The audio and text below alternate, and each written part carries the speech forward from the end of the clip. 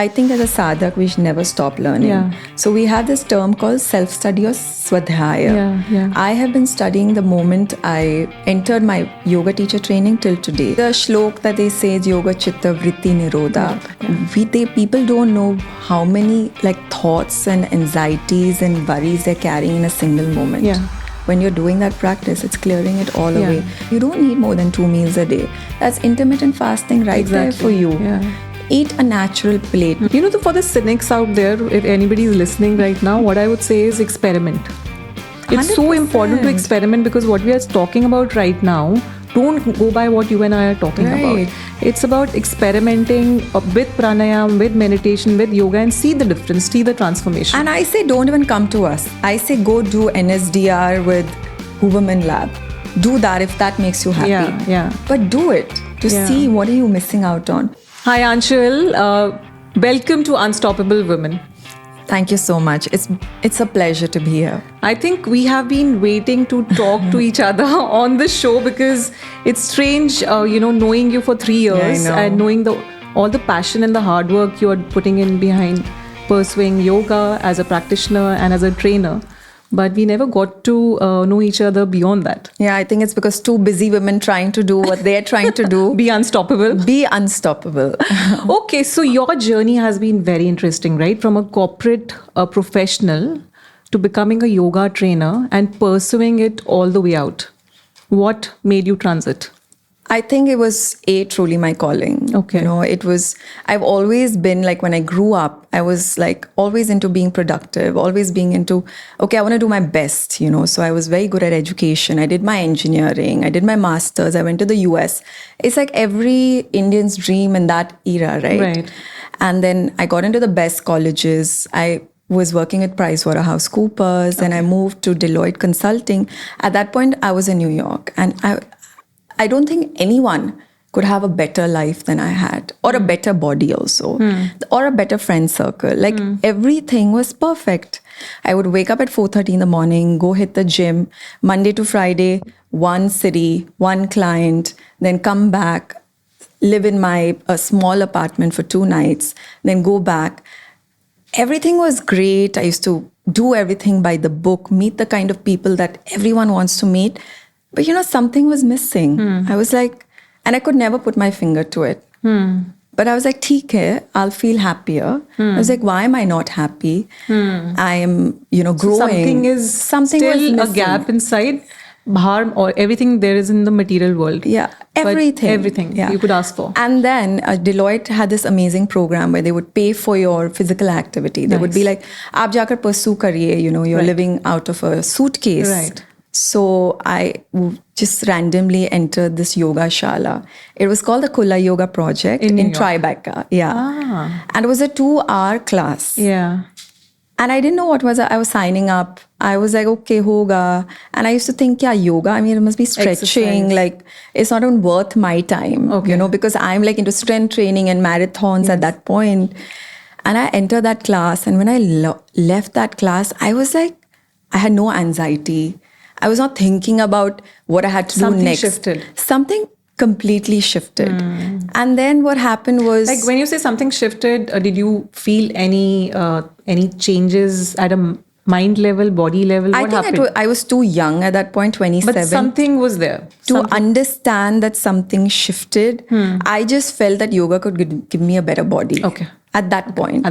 But something shifted because something was re-attracting me again and again. So the only thing I looked forward to in that whole week was my yoga. Amazing. I would How old were you then? 27. Lovely. Yeah. So I would just be I'll finish, I'll come back from Seattle or wherever, take some random flight to come back for my yoga practice.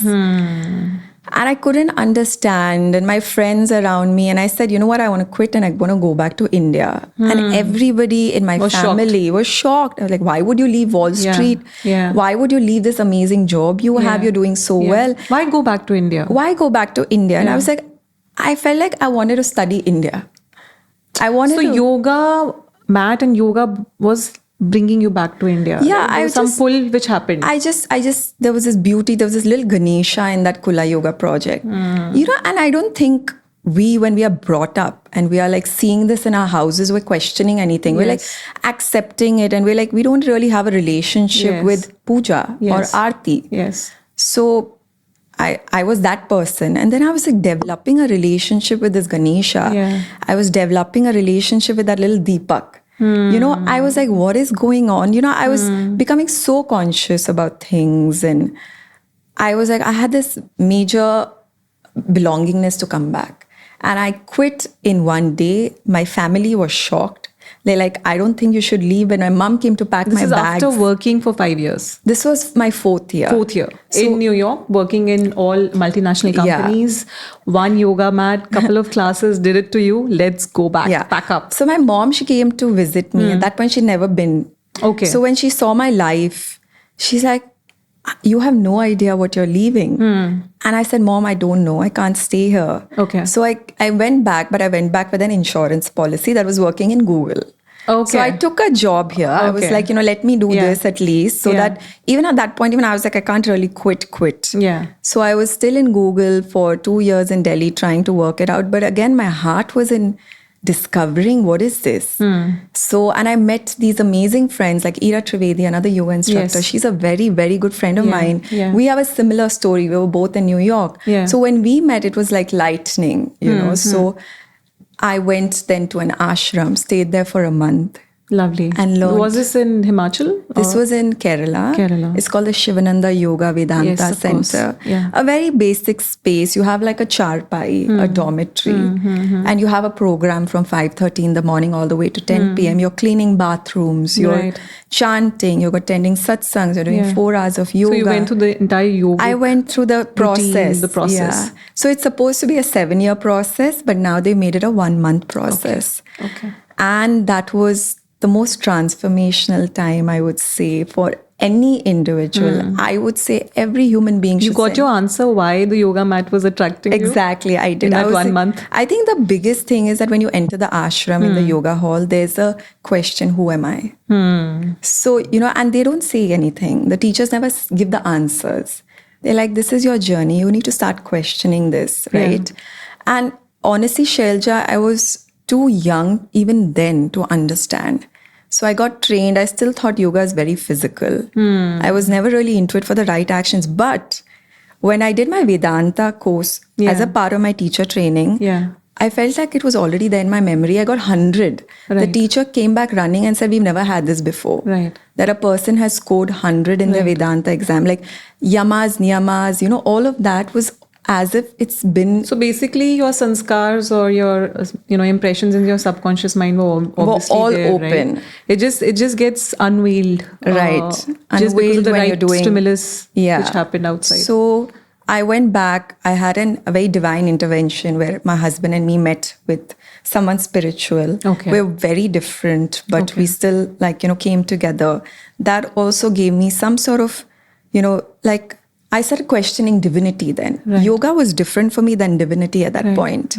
So then we moved to Fujairah, which was a very small city and which didn't have any multinational. So I had to quit my job. And then I started working a little bit with him. But then to keep myself very active, I was like, let me try yoga.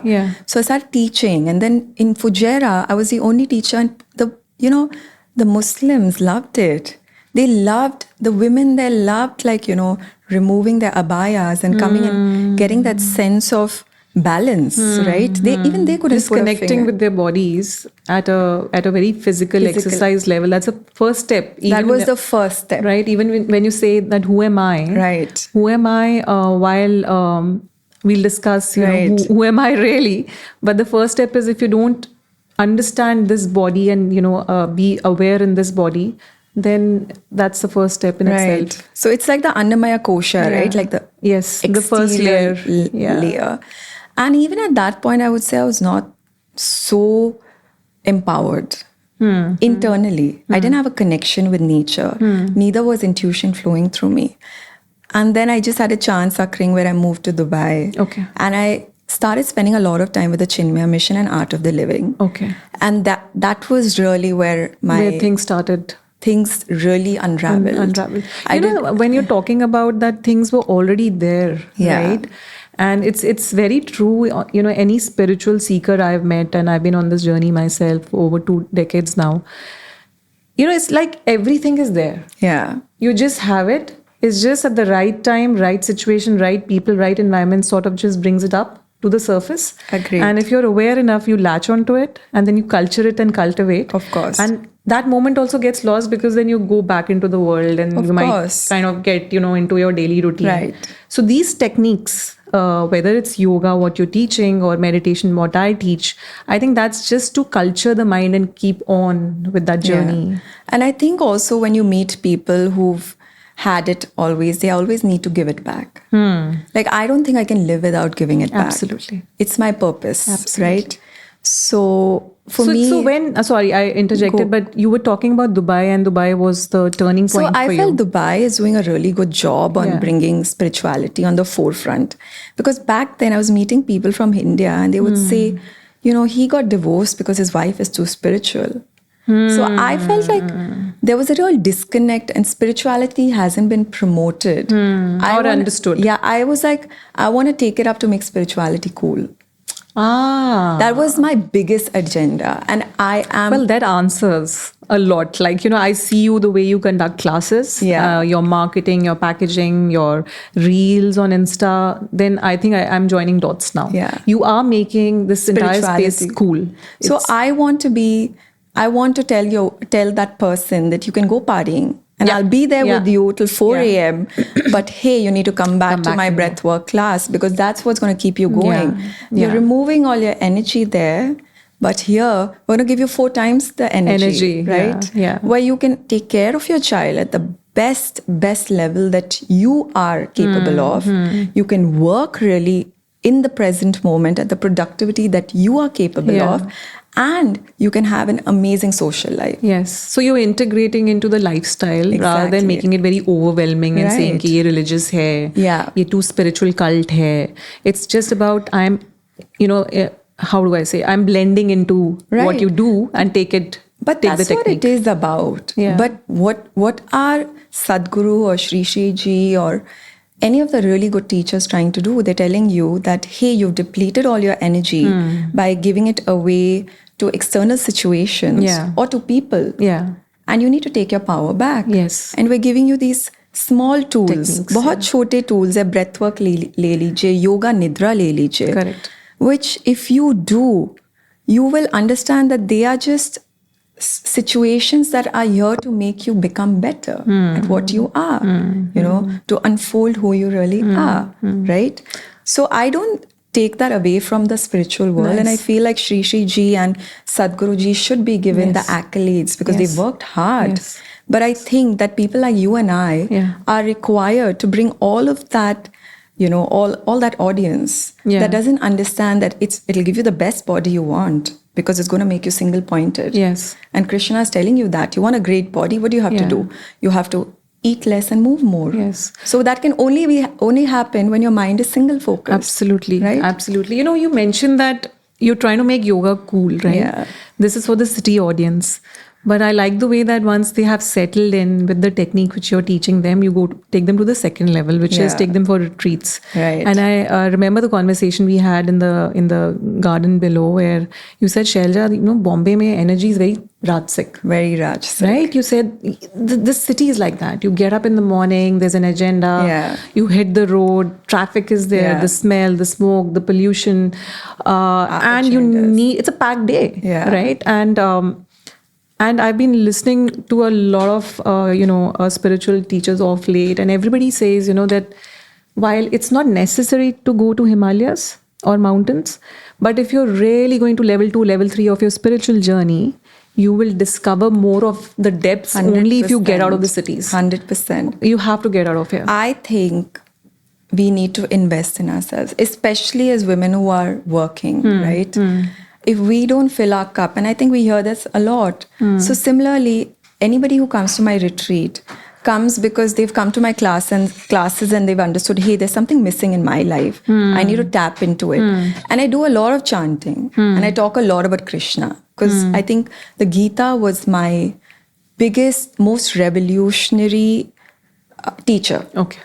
And I have learned it, and I also teach it. In fact, I'm starting my Vedanta classes. Okay. I found a huge audience for it, surprisingly, in Amazing. our own society. Yeah. So when people come to my classes and, we're doing all the physical work, Yeah. and I'm poking in these small verses like Karmanye Vadikaraste. Guys, today when you go back, try to keep your emotion away from your action, or try to not be so attached to what the result is going to be. Let's be in flow state. When they're silenced after the practice, the knowledge really goes inside. Yes. And when they do it, and they come back, and I'm like, hey, what happened? Did you guys implement any of the knowledge I gave you? They're like, yeah. And you know what? My day went this way. It could have gone this way. Yes. So it's happening in a very organic fashion. Yeah. And I'm seeing people are transforming, and the retreats really help, because when you go in the mountains, the energy is very Very sattvic. different. It's very pure. So you've gone to Bhutan, We've gone Himachal. to Himachal, Bhutan, Andaman, and we have 2 more coming up this year. Nice. One is a mother and child retreat, which is Okay. very interesting, never been done, Okay. with 2 very enterprising girls. It's called Saha, which is connecting with your child on a very nature level. Lovely. And the other I'm doing with Shweta Shah, who's a celebrity Ayurvedic coach. So we're either doing it in Rishikesh or we're doing it in Ladakh. Lovely. So I think, talking about children, there's also this conversation I think we all are having about conscious parenting. right. And especially if you are yourself on a path like this, you are so aware all the time of what you're saying, how the child is perceiving what you're saying, and what's the reaction. And you want to give all the knowledge which you have, but our kids are too small, 7 years and 5 years old. I think, Shailja, for people like you and I, it's more difficult, right? Because it becomes too much for people who are living around us. And there has to be a fine balance. So, going back when I was in Dubai, I entered this class called Shishu Vihar, run by the Chinmaya Mission, where these really lovely ladies, what they do is they volunteer once a week, and they teach kids about deities. Like, when they talk about Ganesha, they say that we have this Ganesha deity who has a big stomach, and he has a long trunk, and he has big ears. And do you know why? Because we should listen more, and we should speak less, right? And we should contain everything in the stomach. And it's a very scientific way of looking at our own, I would not say religion, I would say Vedanta, where they say that, why do we pray to Ganesha? Because if we become like Ganesha, we'll remove obstacles from our life. Half the times we get into problems because we talk too much. Agar hum listen karenge. So I have realized that I don't want to teach my kids yoga. I want them to pick it up on their own. Organically, like I did. Haven't they started asking? Because my son asked me like 2 years ago, when am I learning yoga? Yoga he's been doing since he was 3. 3. And I think, that's something which he's observed. I haven't really pushed him in that direction. And he started the intuition process, which I did mention to you. So they, what they do is, my husband and I do breathwork every single morning together. And I practice all the time. Whenever I'm practicing, they say, Mama, I want to come do. Their attention span is only few minutes, Shailja. So us time they come, they always are sitting and trying to meditate with me. That's enough. And they know all the artis. They know all the shlokas. So what I've done is I've taken the Bal Vihar program, and I've done it with the kids. So they know Guru Ashtakam. And it's very fun in our house. Like we speak about, like I try to make things very scientific with them, like if my son says, Mama, I'm feeling a lot of fear. I'm like, why are you feeling fear? Think about Hanuman. Remember, he jumped across the ocean and he said, Jai Shri Ram. So you need to bring that Jai Shri Ram. I know at the back end, Ram is connected to your navel. It's the mantra to the navel chakra, right? So I know automatically the modification over there, the mental modification will lose. So you just give a little bit of... I just give them a little spark. Direction and then leave it. Ideally, I would want another teacher, because my emotions are involved with my kids. As we both know. Yes, absolutely. So, if you can send Arohan and I can send Vian and Naina, that would be ideal. We should do that. We should do that. So do you have a spiritual master? You spoke about Shri Ravi Shankar ji, and you spoke about I Sadhguru. believe we should learn from everyone. And I have gone to Art of the Living and educated myself. And even the Chinmaya Mission, I would definitely say Swami Chinmayananda is my teacher, because and Swami Shivananda, because Shivananda is where I learned my asana practice, which I think is very important. Yeah. I think a human being has to maintain his physical body to be able to go into the field of action, Yes. right? To go into the Mahabharat every single day. Yes. And Swami Chinmayananda, because I'm a knowledge seeker. So I love learning and reading. So I've done all the Upanishads, like I've done many. I've done Kathopanishad, and it really makes you understand life and I think move through the hurdles, right? And also, I think everyone has a journey, right? You have to begin with understanding why are battles put in front of me, then how to lead life with dharma, how to remove fears, So for me, So you've been on this journey for like 12 over a decade, let's say. Yeah. And as a spiritual person, you've obviously seen transformation in yourself, right? 100%. So have you had any experiences in meditation? Or I have. I think my biggest experiences have been in breathwork, which is In why breathwork. I'm the biggest proponent of breathwork. Okay. I do lots of privates with girls and boys who are suffering and industrialists who are suffering mentally. any breakthroughs? Lots. So Okay. we've had one girl who had heightened hernia. She's a school friend of ours. Okay. She came out of extreme anxiety. She had extreme anxiety where she was breaking down. She called me up and she said, you know what? I have so much. Can you work with me? We did 4 months of breathwork every single day. She's fine now. Then I've had people in the pandemic who are having panic attacks. Yeah. So I did a lot of breathwork Yeah. programs, around 100 to 100 people, and they all came out of it. A lot of health conditions have been reversed, like asthma. Okay. And people like, who are, who had some mental issues, anxiety attacks. So all of that we've helped with breath work. So for me, I think my path is really taking the breath, and yoga nidra is something I do all the time. Okay. Personally, I think doing a 35-minute yoga nidra is the best thing you can do to yourself to remove mind, body. It's to go and reset your subconscious mind. Whatever said and done, you being spiritual or not, the battles that you take in a day, the migraines that you go through, they make an impact on you. How do we cleanse it? We can't go to the mountains every single day.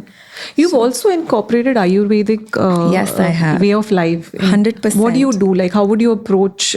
Is it about the diet, or it's about medicines, or is Panchkarma yoga? So I'll tell you what. So for me, Ayurveda came to me through intuition. I've never studied it. Yes, I have gone and spent a lot of time with great art of the living teachers and learned the way to lead your life and read books.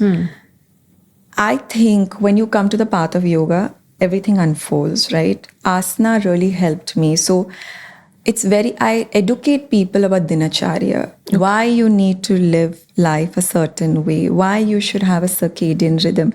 And I like to tie it with Western science, because science is doing a great job now on unraveling why should we eat between 10 to 2, even like relating it with the sunlight. And then why should we sleep? Melatonin, pineal gland, headstand. So I try to tie in every single thing. So when people come to my retreats, I tell them you don't need more than 2 meals a day. That's intermittent fasting there for you. Yeah. Eat a natural plate. No one should be telling you. In olden times, actually, if I used to speak to my grandmom, she's not there anymore. But technically, they used to never eat after sunset. Yeah. Right? And it was normal what they were doing, cooking in proper utensils, eating in proper utensils, living with nature, and just being guided by what the nature is telling them. So for people like us, we're already being guided by nature, right? Like, for example, I know it's summer and I know I shouldn't be eating, for example, too much of a particular kind of fruit that's not seasonal. It's not like a dietitian has to tell me. My body tells me. Yes. In fact, when I see the fruit, I feel like it's not for me. Yeah. That's intuition right there for you. Yes. So I keep telling people you really need to reset your nervous system so intuition can flow through you. So you are guided any which way. Yeah. And then when people don't have that, I educate them. I tell them, you need to follow a certain lifestyle. You should go for a panchakarma or a juice fasting once a year if that prarabdha is there for you. Right. That is the best way to So just lead. hold on to that thought, what you said, right? That if we do all these techniques, whether it's yoga, pranayam, which is breath work, and meditation, what technically it's doing is it's bringing our awareness to a heightened state from where we 100%. are right now. Maybe it will, for a beginner, gradually it will heighten it. Right. And then you are much more aware of what is happening around, and your decisions and your perceptions gets cleared. Yeah. Right? The shlok that they say is Yoga Chitta Vritti Nirodha.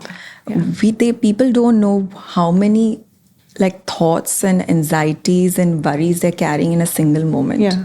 When you're doing that practice, it's clearing it all Yeah. away. So you can really see, right, what Yeah. is. Yeah. You're not seeing what was. Correct. Or what is that hazy mirror. Yes. Or that mirror filled with illusion. Yes. You're seeing what is. What is as is. As is. And that is the In the first thought they moment. say is that intuition thought comes to you, comes to everyone.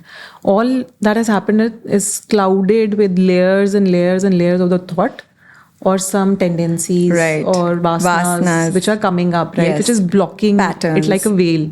So if you're doing all these techniques, wo usko clear kar raha hai. Correct. And then you can see things as is, and you'll take decisions, and you're being anyway guided by the intuition. Right. So it's really beautiful if you now that you've been on this journey for like So then over you a decade. won't want to take a Panadol. Yeah. You'll question it. You'll question it. Why am I taking that? Yes. And then you will ask people. And trust me, if you have your intuition on, you'll find the right person to tell you, hey, aap mat lo, aap jeera pani le lo. Don't harm your gut. So what's happened is over the years, because of that, and people who come practice with me start following that life. I'm like, why are you taking that medicine? You don't need Yes. it. Eat nature-based. Your vata, why are you eating broccoli? Yes. It's cruciferous. It's going to upset your intestines. Yes. So I think what's happened is like when you start doing these practices, the automatic shift happens where you come towards not taking too much allopathy. Yeah. Start questioning life, eating naturally. Yeah. You don't want to eat at 2 a.m. You mentioned about being aware, and all these techniques are making us just be aware of that this is it. This is what's happening around. Take the right decision, and intuition will come up at the right time. Yeah. And there is something which, I've been exposed to because of my sister. She teaches NLP, hypnotherapy, and Ho'oponopono exercise, or, therapy as it's called. And I think what I've learned in that is that you are connected to everything, and you're course. responsible for everything. Right. To the extent that I'm responsible for the way I interact with this mic right now, this chair, this paper.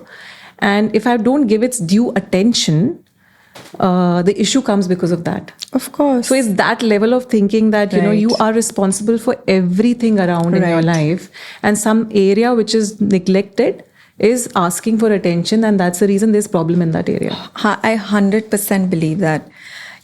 Nothing is a coincidence. The only choice we have in our life is our reactions. If we are able to just see situations and be and not react, then our life would be different, right? Whatever we get energy to will grow, will flourish. Yes. Whatever we avoid will not. It's not okay for me to just be a mother. I have to fulfill my purpose also, my swadharma, right? So when we're so heightenedly aware, I'm also aware that how's my health doing? How's my mother-in-law feeling? Is my father-in-law still not feeling? Like everything becomes about care, right? I agree with you, even this mic, if I'm like treating it, it's just mic. It's a non-living, piece of equipment. And just wiping your reformer after you use it is the care it deserves. Yes. Right? Yes. And I feel like, because quantum science says everything is energy. And I feel like what happens is it also attracts you. Your frequency becomes such that I attracted you, Shailja, in my life. Exactly. Right? Exactly. This is what has happened. Like I've seen also people who are like us are so aware that, hey, you know what, we want to wear only cotton. It feels good. Yeah. Because of course the oxygen is going through. Yeah. But it's not because someone told them. Yeah. It's because of they realized, they felt like, the artisans were well treated when they were making this piece of fabric. And that's how I think our life starts flowing. The dots start connecting.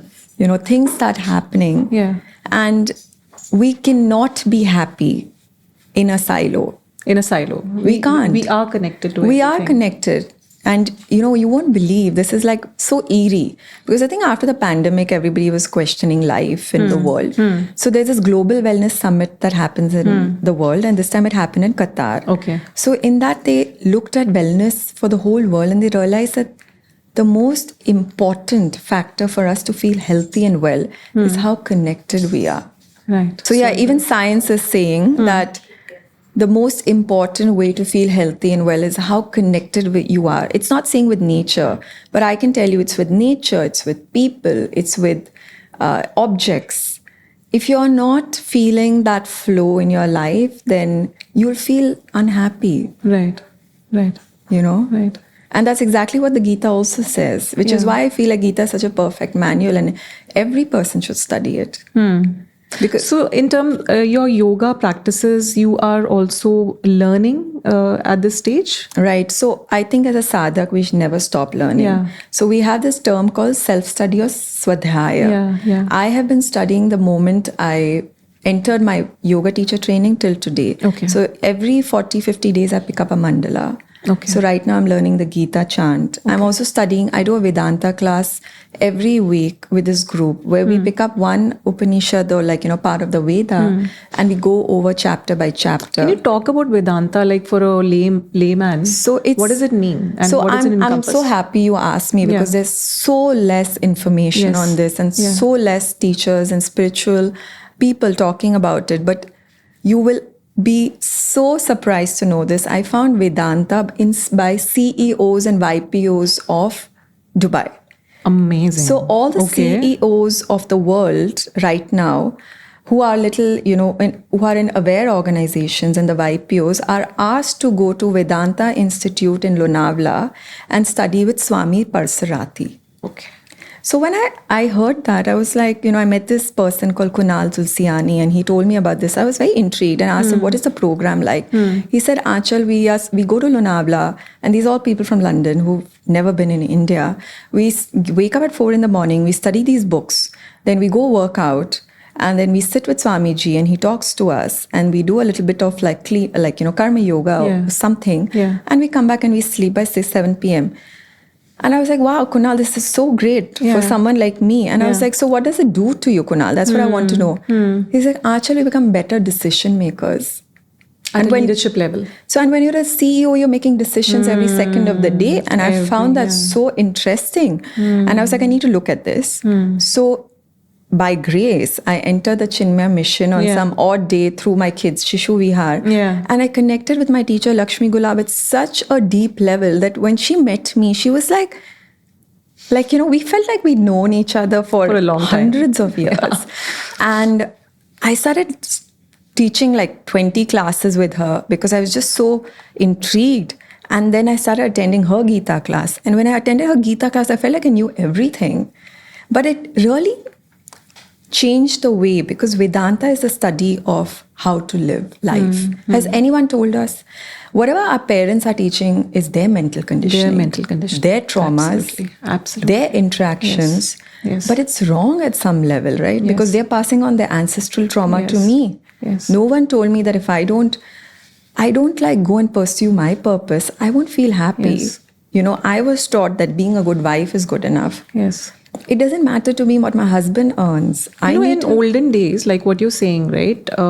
Beyond the house, children were sent to Gurukul. Right. And Gurukul is technically, we go to a yoga retreat or we go to an ashram or we look for spiritual teachers. In modern age, that's become Gurukul because वो Gurukul का concept ही नहीं है. Right? आपने जो बोला अभी कि generational trauma and conditioning है, which is true because parents can only do that much. They also have they are carrying their impressions. They have their subconscious mind. Their cleansing is going on. Their karmic debts are getting cleared. They are passing it on.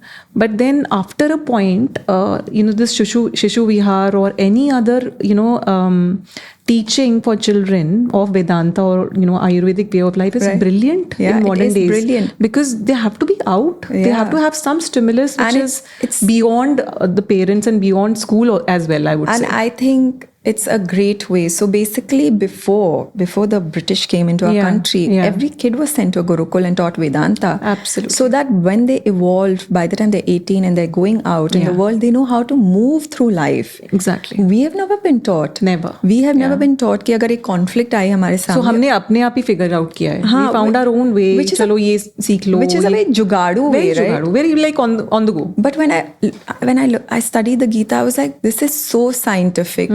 Why did I not look at this? Because it's been wrapped in the garb of religion. Yeah. And there is so much. Why did we not? Just Yes. because of that word, Yes. Krishna. Or, I was Yes. like, wow, why did we not do this as kids? Because he's so scientific. He says that you are wasting your time being emotional. Go into the world of action and exhaust your vasanas. Yeah. Now you are a certain way. You are someone who gets very angry.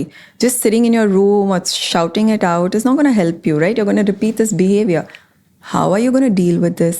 How are you going to exhaust this anger enough to substitute it with positivity or like something else and move through And it's life? also when you're talking about Gita and the Gita Sar, from what I remember, it also takes you, handholds you from one level of understanding to the other, another right? level. Karma yoga se Gyan yoga se Bhakti yoga. So eventually you're reaching Bhakti yoga, but there's a Right. path to it of self-evolution. Yeah, because it goes very much first he places you in the battlefield, which almost 100% that's of what we are every day. And he makes you understand that, listen, you're wasting your life thinking that you're doing it very emotionally. Step out of that emotion.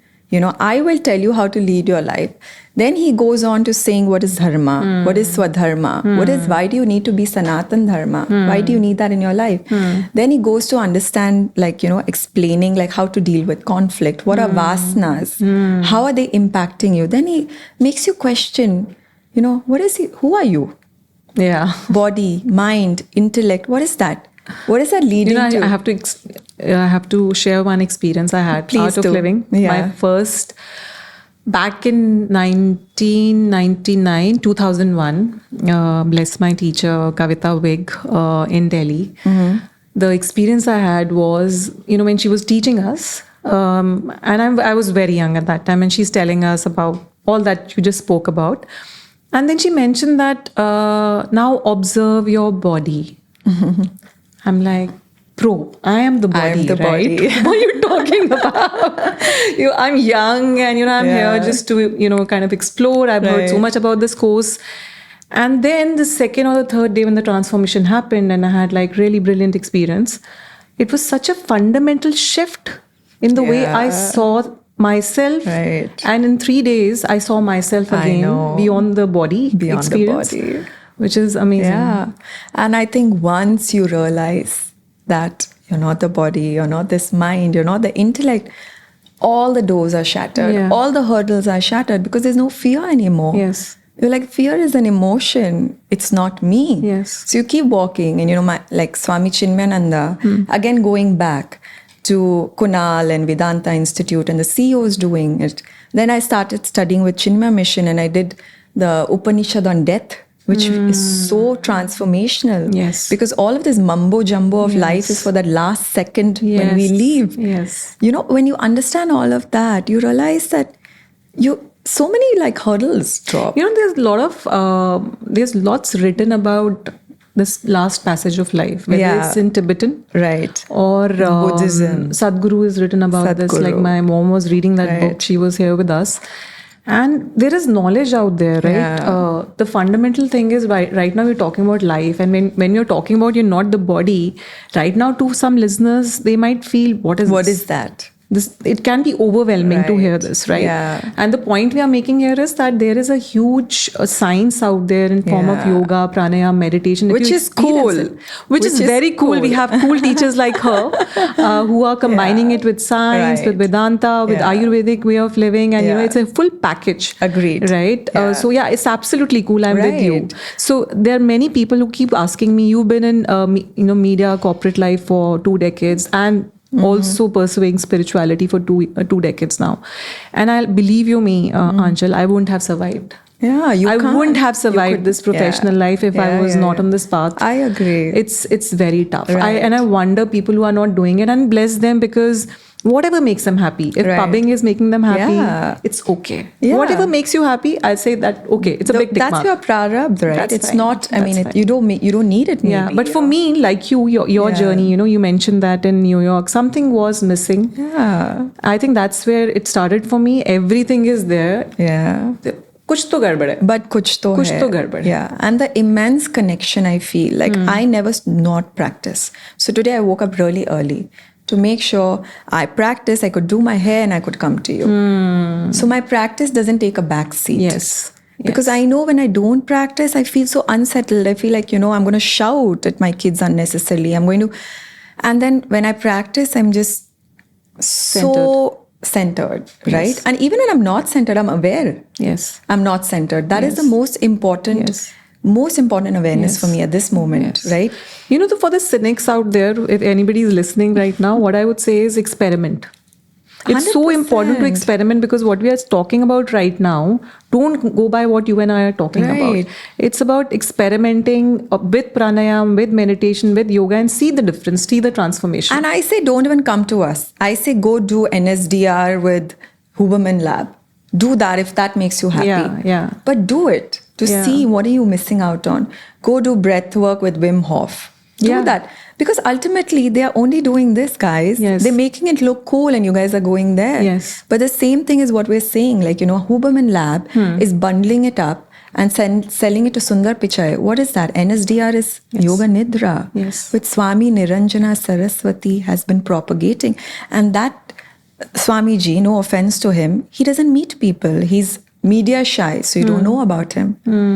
But the work he's done is exemplary. And it's only available to people like us because we're tapping on his door. But people go do Huberman Lab, but you must try at least.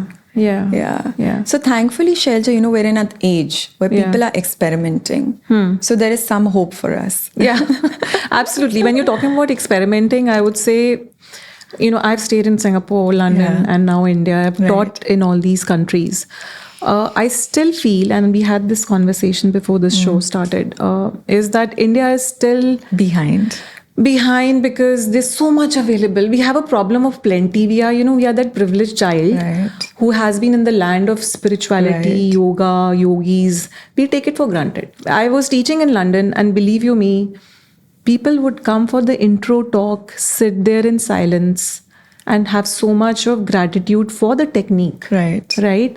And then they'll come back for the course, they'll learn the technique, and they'll be off. Right. So no bumbo jumbo after that or anything they want, any connection. But they are practicing. Yeah. It's again about the energy that you give, right? That respect that they sat through the intro and the finale and didn't walk off in the middle. Yeah. If you go to any conversations of Shri Ji, you see so many people, he deserves more. He's done a lot for the world, right? So definitely the awareness is next level in Dubai.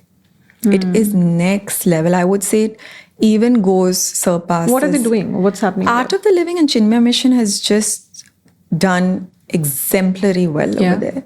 They have taken these practices. People are really loyal, they're regular, they keep elevating it. So it's not like they've stopped at Sudarshan Kriya or the Gita. They're moving forward. So I did Mandukya Upanishad, which is such an important science because it takes your mind and it brackets it into 4 compartments. And it tells you, you have impressions, you have an intellect, you have a mahat, you have an ego. You need to understand what is your ego, what is it doing to you. So they're going ahead. यहाँ पे तो कोई करने को तैयार ही नहीं है. मतलब they come for asana. That's the most you can expect. After 2.5 years of work, I have now a Bhagavad Gita class coming up. Of course it's a desire in me, but I can only give that when there's an audience. So, now people are like, okay, when is that Gita class coming? When is it? Now there's a Hanuman Chalisa workshop I'm doing for kids. Before I started Bal Vihar, I had 4 kids. Only 4 kids because football was more important. Right? Or some other class was more important. Or Saturday morning, we can't wake up for Bal Vihar. Why do we need to learn how to Aarti? So now I believe there's a little bit of a change. But I think we're still behind. And a lot of it is to do with perceptions. Like, with like Art of the Living and with Chinmay Mission and all of that. But I think people like us are trying to break that, and it'll happen in 10 years. In 10 years. In you 10 see. years. I see 10 years. So we have to be at it. I think people like us, although it's a thankless profession, it's a passion project, guys. We have to be at it. We have to be at it. Okay, this brings me to the interesting and the fun part, the quick bites on Unstoppable. So if you could have superpowers, what could they be? I would say to allow like disabled people to be abled. That's Lovely. something that's very close to my heart. I have a lot of people like that in my life. So Okay.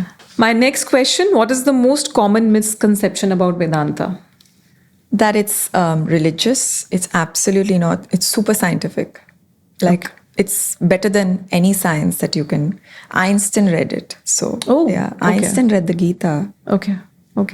One spiritual book that brought transformation in your life. The Bhagavad Gita. The Bhagavad Gita. Your favorite yoga retreat destination yet to happen. Yet to happen, Kailash. Oh, wow. Yeah, that's coming up, guys. Okay. And if you could time travel, which era would you visit? I would definitely go to Satyug, and I would want to be around Ram, because having a person like that in your life is very inspirational. If you were not a yoga trainer and still working in corporate life the way you were in New York? I would stay with consulting. I loved it. Yeah. I absolutely loved the entire, it was so you're on your heels and high intellect. You have to be very intelligent to survive that. I would be in consulting. One Ayurvedic herb, which is your one-stop solution for many ailments. So I would say I would not say herb. I would say Amrit Dhara. Okay. It's an excellent, you can keep it in your pocket. Like I always carry actually a kit of like things. Amrit Dhara is great for acidity, for headaches. It's great for ajwain, any heat related disease. Okay. So that's one thing I carry. Okay. Like and you can get it anywhere? Yeah, you can get it in an Ayurvedic store. It's actually fabulous for kids. Okay. I discovered it for my children. Amrit Dhara. Amrit Dhara. It's a small little, it's got a little kapoor in it. It's a small bottle, and you can just put it in pani, or you can have it in a spoon, and you have it, and immediately you'll burp. Oh, okay. So any gastric issue, any so bath related? Headache, which migraines. is honestly the pandemic of today. Migraines. Yeah. It's the pandemic. It's starting from the stomach. Like, if you listen to Dr. Vignesh, who is a really prominent Ayurvedic doctor, he says that abhi hamare pure ye 10 years mein pitta issues hai. Stomach related issues. A lot of fire issues. Too much fire, too much inflammation. So then breathwork will absolutely help. Breathwork is so good because it resets your nervous system, it corrects your digestive fire, it gives vagal, toning. It is very important for grahists. Yes. Because you're battling it out every single day. Yes. My next question, your go-to mantra for inner peace. So I do a lot of Trayambakam, Mahamrityunjay mantra. In fact, I chant so much. It's crazy. I love this Hanuman chant, which I'm going to chant for you now. Please. It goes by Buddhir Balam Yashodaryam Nirbhayatvam Marogatam Ajatyam Vachpatutvam Cha Hanumat Smaranat Bhave. And what it means is that may we be free from laziness, have the freedom to have the courage to speak, have freedom from have determination, and have the ability to surrender. Lovely. Right? Which is so important in our life. Right. There's so much to chat and so much to talk and discover. There's layer after layer you're opening up, and I think we might have another episode with you. But for today, thank you so much, Anchal. It was lovely knowing you a little more than what I knew. And you're a beautiful person. Thank you. And we wish you all the best for the journey you're on. Thank you. It was so lovely. And I'm looking forward to seeing all the unstoppable women. Thank you so much.